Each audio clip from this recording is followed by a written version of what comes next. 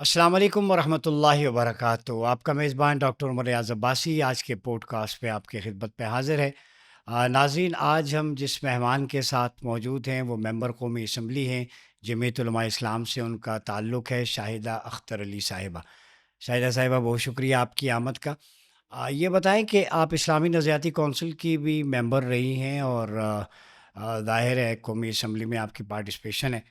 پاکستان کی بنیاد کلمہ لا الہ الا اللہ محمد رسول اللہ، تو کیا وجہ ہے کہ جو پولیٹیکل گورننس سسٹم ہے اس میں ہم اسلامی نظام کلیتاً نافذ نہیں کر سکے؟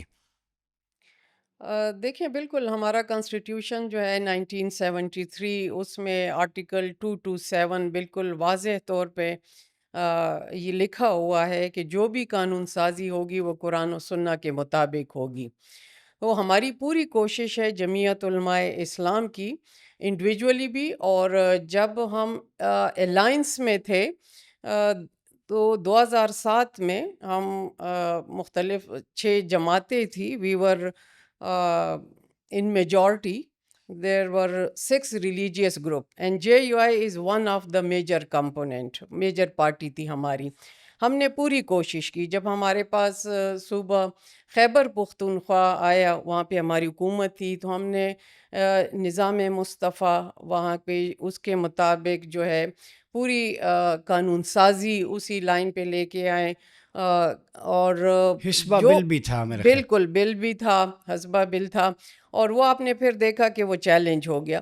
تو میں نہیں سمجھتی کہ اس میں کوئی رکاوٹ ہونی چاہیے، کیونکہ آپ کو پتہ ہے کہ ہماری پارٹی کی تاریخ ہے، اور ہم یہاں پہ بھی یہ سود کے خلاف جو ہے ہم گئے، ہماری ریزولوشنز بھی ہیں، ہم نے کئی مرتبہ آواز بھی اٹھائی ہے، اور اسی طرح یہ وومن پروٹیکشن کے حوالے سے جو ایک بل آیا تھا 2007 کی اسمبلی میں، اور ان کو انہوں نے ہیومن رائٹ کا واویلا کر کے ویمن رائٹس کے لیے کہا کہ خواتین کو تحفظ، اور بیسیکلی اگر دیکھا جائے تو وہ جو حدود آرڈیننس تھا، اور جو حدود تھے اور تعزیرات تھے، اس میں وہ چینجز لانا چاہ رہے تھے، تو اس پہ بھی مولانا مفتی تقی عثمانی صاحب اور جید علماء کرام، شاہ احمد نورانی مرحوم صاحب اس وقت تھے، تو کافی لمبی چوڑی میٹنگز ہوتی رہیں، اور ہم نے پوری کوشش کی کہ وہ جو ایک اسلامی تشخص یہاں پہ ہے اور جو حدود کے حوالے سے ہے، وہ کسی طرح ہم اس کو ریپیل نہیں کر سکتے اور نہ ہونا چاہیے۔ ہم نے پوری کوشش کی، جبکہ آپ کو خود پتہ ہے کہ وہ ایک سیمی مارشل لا کا دور تھا، ایک عامر کا دور تھا، جس کے بعد وہ جمہوریت ٹرانزیشن ہوئی، LFO آیا، اور پھر ہم نے 17ویں ترمیم کو اس کا جو اثر تھا اس میں ڈائلیوٹ کرنے کا جو میں سمجھتی ہوں کردار تھا، وہ ہمارے اس ریلیجیس پارٹیوں کا تھا۔ ہماری تو ہمیشہ سے کوشش رہی ہے، اور اگر ریسنٹلی آپ دیکھیں جو ختم نبوت کے حوالے سے ہماری پارٹی کا سٹینڈ ہے، اور ہم برملا کہتے ہیں کہ جب تک JUI کا کوئی ایک کارکن بھی ہوگا تو ہماری پوری کوشش ہوگی کہ ہم اپنے کانسٹیٹیوشن کا جو اسلامی تشخص ہے وہ برقرار رہے، اس پہ کوئی کاری ضرب نہ آنے دیں۔ تو ہماری اچھا کوشش جاری، اللہ کرے کہ ہو ایک آئیڈیل سسٹم ہو، اور جس کے پھر ہم تابع ہوں۔ اچھا، یہ بتائیں، پاکستان میں ہم نے کئی دفعہ سروے کیے، لوگوں کو بلایا، عام آدمی کی آواز ہے کہ 70 سال سے یہ نظام گھسا پٹا فرسودہ ہو چکا ہے۔ تو جس کلمے کی بنیاد پہ ملک بنا تھا، قائد اعظم کی اسپیچز بھی آپ نے سامنے ہیں، لوگوں نے قربانیاں دی ہیں، وہ پروویژنز آرٹیکلز میں کچھ تو ہیں لیکن سسپینڈڈ ہیں۔ آرٹیکل 38 آپ دیکھ لیں، ٹو ایلیمینیٹ ربا ایز ارلی ایز پاسبل، ابھی تک نہیں ہوا۔ تو کیا آپ نہیں سمجھتی کہ خلافت راشدہ علی منہاج النبوہ، وہ جو انسٹیٹیوشن بلڈنگ تھی، حضرت عمر کی ریفارمز تھیں، وہ چیزیں کتابوں کی حد تک ہیں، وہ ملک میں نافذ کیسے ہو سکتی ہیں؟ کتابوں سے نکال کر معاشرے میں کیسے امپلیمنٹ ہوں؟ بالکل، یہ دیکھیے افسوس کا مقام ہے کہ اگر ہم دیکھتے ہیں UK کی طرف، وہاں پہ آپ دیکھیں لندن میں عمر لا ہے، یعنی پریکٹیکل امپلیمنٹیشن اس کی ہے، جبکہ ان کا کانسٹیٹیوشن جو ہے وہ ان ریٹن ہے، وہ روایات پہ چلتے ہیں، اور ہم اس چیز کو، جو ہمارے اکابرین ہے، جو ہمارے نبوت کے ہیں، ہمارے سرکار ہیں، اس کو لے کے ہم بدقسمتی ہے، ہمارے لیے افسوس کا مقام ہے کہ وہ چیز پریکٹیکل امپلیمنٹیشن نہیں ہے۔ اس میں ہرڈل انتظامی سطح پہ ہے۔ To be administrative. Very frank. ہاں بالکل جی. جب ہم نے کوشش کی KPK میں، خیبر پختونخوا میں، تو ہرڈل کہاں سے آئی؟ انتظامی سطح پہ آئی، کیونکہ ہمارا قانون تو مینڈیٹری ہے کہ جو یہاں پہ آپ کا جو میجورٹی ہے وہی چلے گا، لیکن اس کے باوجود جو ہے وہ چیز ہمیں پریکٹیکل امپلیمنٹیشن سامنے نہیں دکھائی دے تو رہی. یہ بتائیے کہ آپ کیا سمجھتے ہیں، دینی جماعتیں ہیں پاکستان میں اور فالوئنگ بھی بہت زیادہ ہے پاکستان میں، لوگوں کے سینٹیمنٹس ہیں، پھر گدی نشین ہے، سجادہ نشین ہے. اس دفعہ ربیع الاول میں بھی ہم نے دیکھا جلسے جلوس، لوگوں کا اظہار عقیدت ہوتا ہے. تو کیوں لوگ ہر سال مختلف ایونٹس پہ ایونٹس تو مناتے ہیں، ریچولز مناتے ہیں، اس نظام کے نفاذ کے لیے یہ طبقات اکٹھے کیوں نہیں ہوتے؟ کیسے ہو سکتے ہیں؟ جی بالکل ہو سکتے ہیں.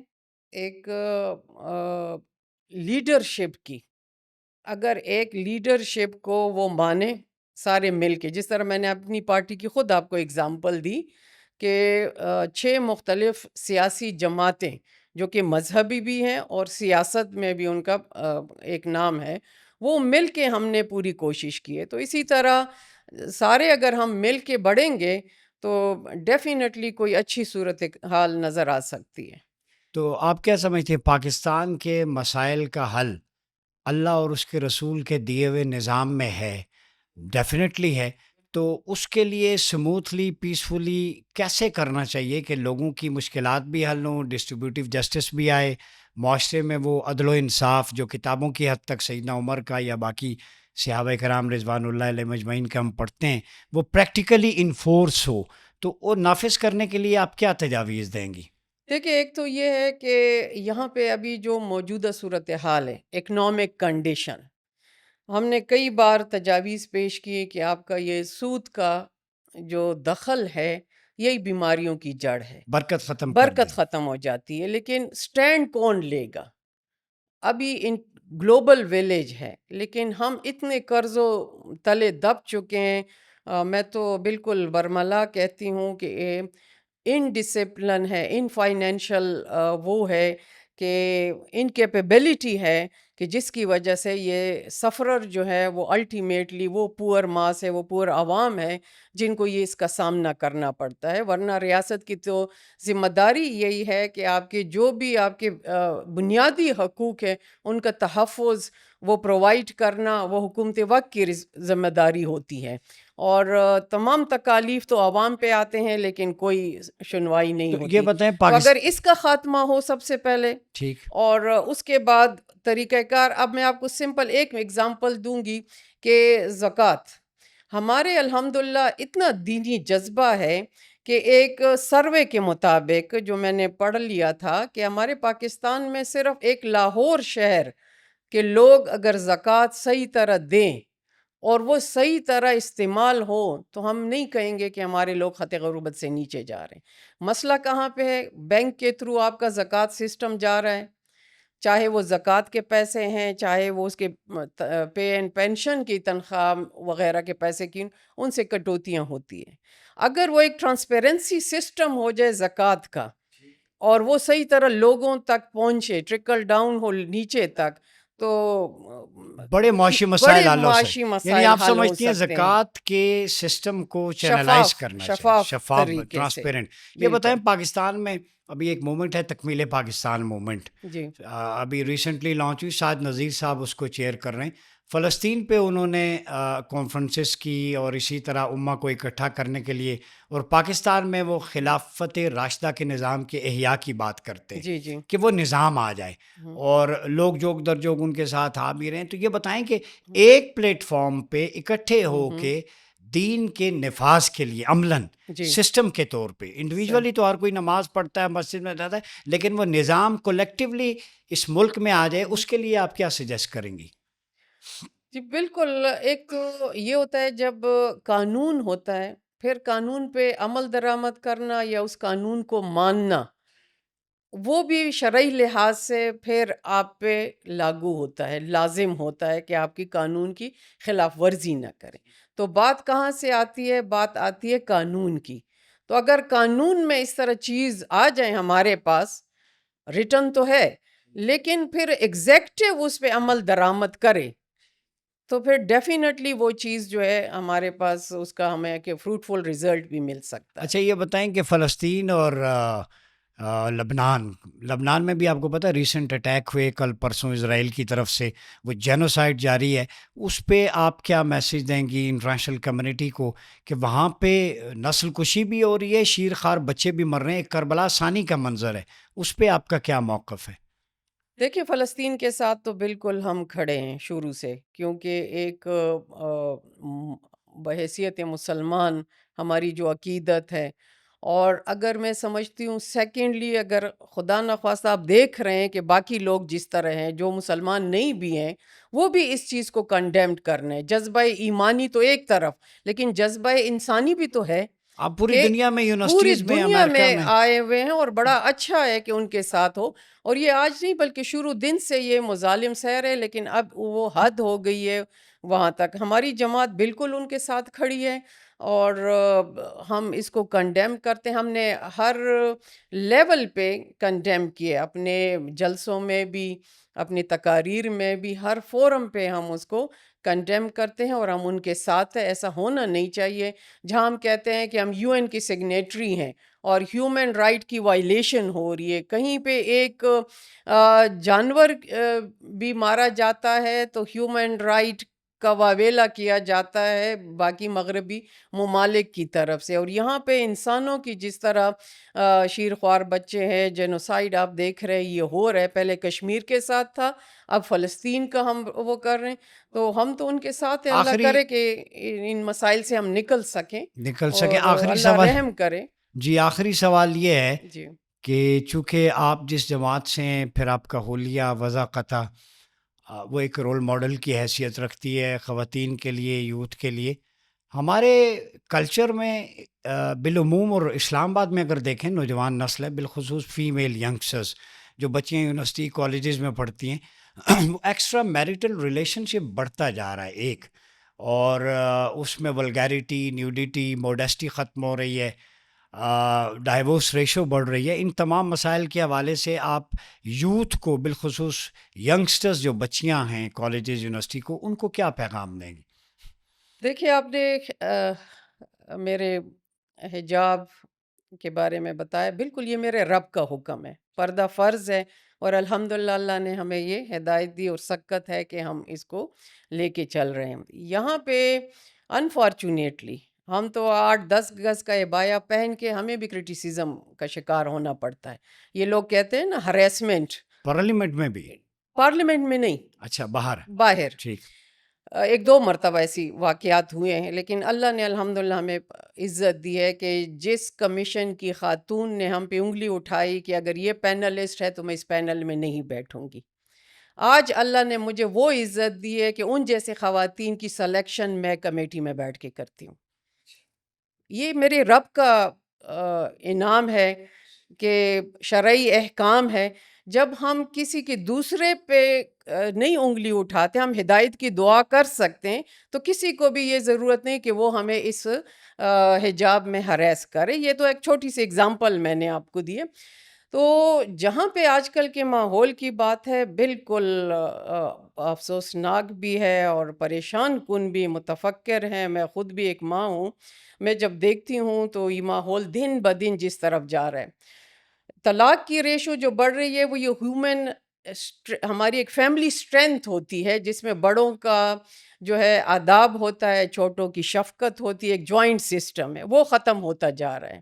وہ نظریں ختم ہوتی جا رہی ہے. وہ دعا کے ہاتھ جو ہے ہم خود ہی اس کو کمزور کر رہے ہیں جو بچوں کے لیے اٹھتے ہیں.